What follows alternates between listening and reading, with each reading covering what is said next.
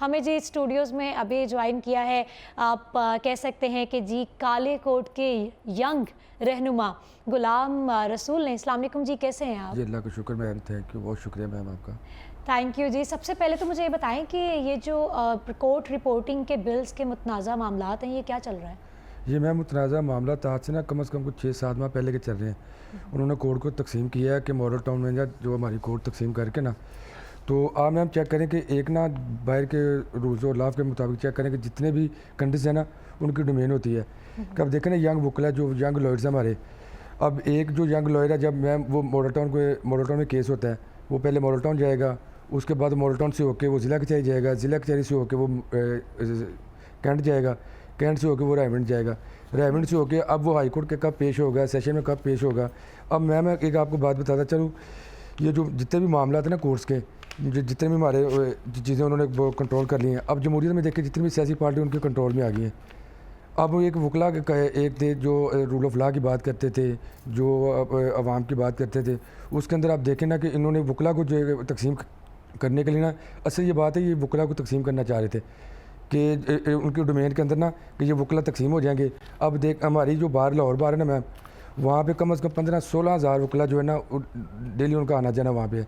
अब जब वो तकसीम मॉडल टाउन वाले मॉडल टाउन में रह जाएंगे, अब रायमंड में अगर लेके जाते हैं तो रायमंड वाले वकला जो है वो रायमंड में रह जाएंगे। उसके बाद ये शालीमार वाली कैंट वाली तहसील में लेके जा रहे हैं तो कैंट वाले वकला उधर रह जाएंगे। तो ये असल इनका जो एम है ना, उनको वकला की तकसीम का एम है बस इनका।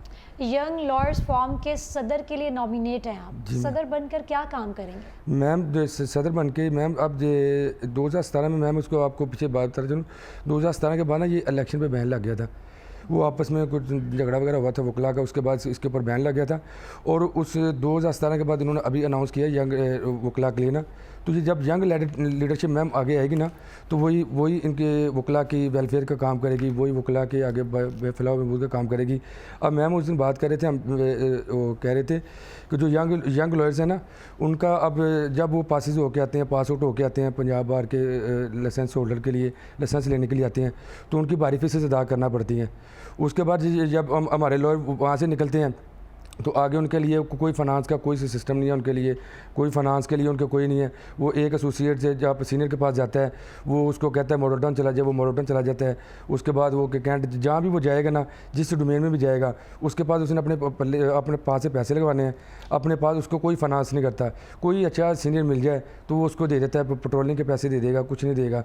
अब मैं कहना चाह रहा था पंजाब बार को, अपने सीनियर कैबिनेट को, कि ये देखें ना जैसे PhD होती है, PhD के बाद वजीफ़ा लग जाता है, इसी तरह मैं कहना चाह रहा था कि यंग लॉयर जब आते हैं ना तो उनको पेट्रोलिंग के कम से कम पैसे देने चाहिए, कम से कम उनका आने जाने के खाने पीने के देने चाहिए।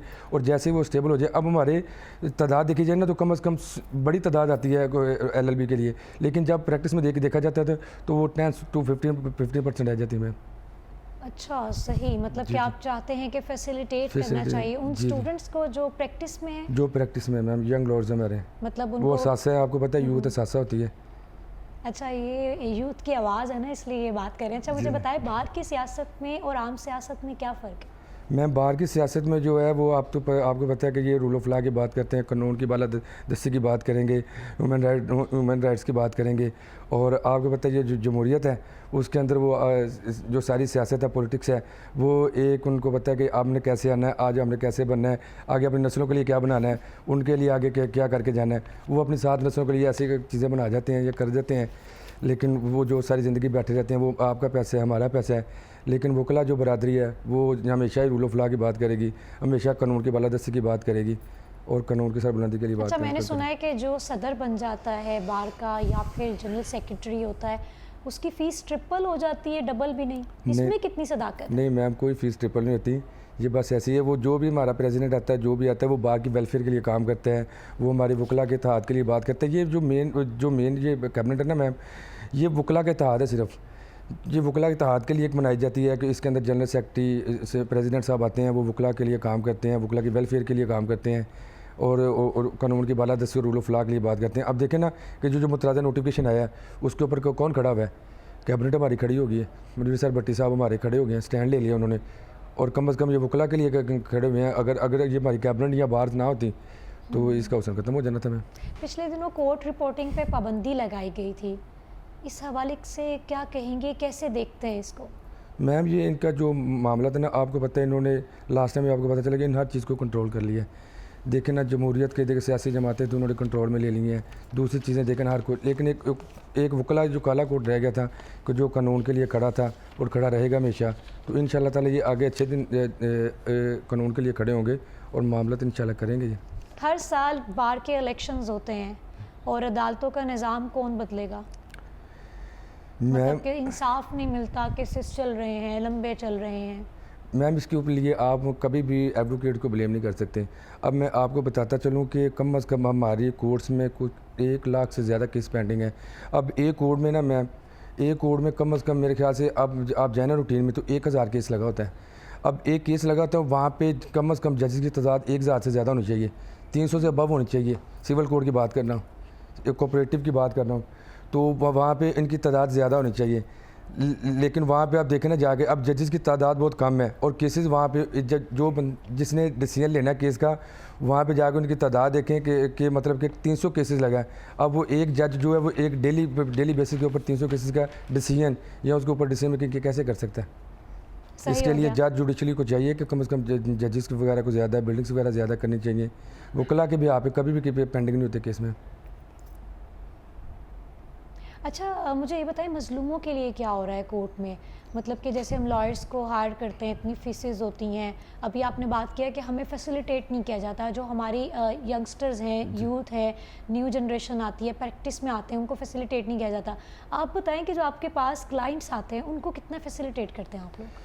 मैं वही कहते हैं कि क्या जो कभी किसी को रिलीफ भी दिया है फ़ीस को लेकर? जी मैं आपको बताता हूँ, कहते हैं वकील जो होता है ना वो जो जो अल्लाह का दूसरा रूप होता है। अब देखें ना, एक मजलूम परेशान होकर आया, एक परेशान अपनी परेशानी लेके आता है वकील के पास कि मेरा ये इस तरह हो गया है, मेरे साथ ये वो चीज़ें हो गई हैं। अब जो देखना सोसाइटी के अंदर क्राइम्स हैं, चीज़ें हैं सारी, वो जब चीज़ें वकला के पास आती हैं, एक साइड पे वो वकील सारी बातें सुन के सारी दे के कोर्ट ऑफ जस्टिस के रूल ऑफ लॉ को देख के वो कोर्ट्स में जाके बयान करता है, ये बताता है, ये देखें फैसिलिटेट करता है। अब हमारे वकला ऐसे हैं कि जब वो एक मजलूम आता है ना, वो इतना परेशान होता है, फिर तसल्ली दे के भेज देते हैं कि इंशाल्लाह ताला आपके जहाँ तक होगा हम आपको कोर्ट से रिलीफ लेके देते हैं, और लेके भी देते हैं वकला हमारे पे। अगर आप सदर बन गए तो ये मैसेज कन्वे करेंगे सबको? जी इंशाल्लाह मैं। अच्छा, मुझे ये बताइए कि जो डाइवोर्स के केसेस आते हैं जी तो लॉयर्स का एक जो होता है ना फेवर वाला साइड, वो ज़्यादातर किसके साइड पे होता है? पहले तो ये बताइए।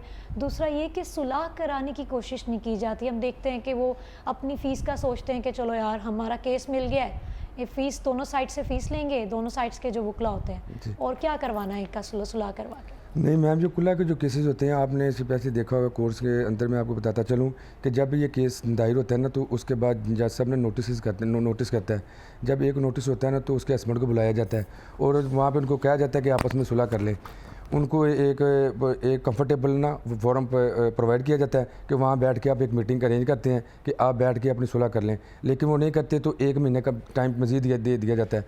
वो 1 महीने के बाद फिर आते हैं, फिर उनको एक कंफर्टेबल जगह देते हैं। जज साहब कहते हैं, वकला जो आपस में कहते हैं कि जी इनको एक मौका और दिया जाए। वो कंफर्टेबल जोन में जाते हैं, वहाँ जाके बैठ के बात होती है कि इनको आपस में अपने क्लियर मामला तो, लेकिन नहीं करते।